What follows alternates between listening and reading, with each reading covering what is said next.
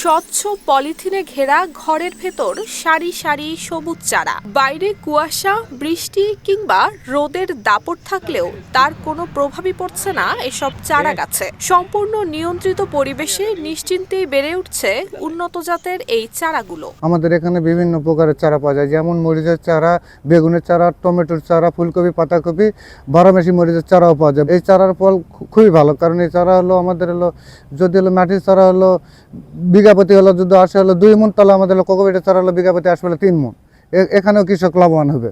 কৃষকের চিরচেনা অনিশ্চয়তার জায়গায় কাজ করছে আধুনিক প্রযুক্তি এবং পরিকল্পিত পরিচর্যা। রাজশাহী বিভাগের কৃষি উন্নয়ন প্রকল্পের আওতায় স্থাপিত এই পলিনেট হাউজে বছর জুড়েই উৎপাদন করা হচ্ছে উন্নত জাতের সব সবজির চারা। মাটির পরিবর্তে কোকোপিটের ব্যবহার করার ফলে চারা নষ্ট হচ্ছে না, রোপণের পর বৃদ্ধি পাচ্ছে দ্রুত গতিতে। সিল্কোর সিল্ক অ্যান্ড শাইন, যাতে আছে আর্গান অয়েল ও ওট প্রোটিনের গুডনেস, যা আপনার চুলকে রাখে হেলদি অ্যান্ড শাইনিং।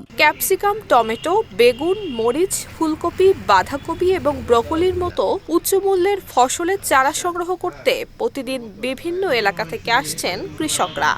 এবার বেগুন লাগাবো, রিং বল বেগুন চারা নিতে আসছি। 300 পিস চারা নিয়েছি, যাই আমরা নিজের মাটিতে লাগাবো, নিজে ফসল করব। আমি আসছি মোহাম্মদপুর থেকে। এই ঝালের চারা নেওয়ার জন্যে আমি 500 ফুল নিলাম 1000 টাকা দিয়ে।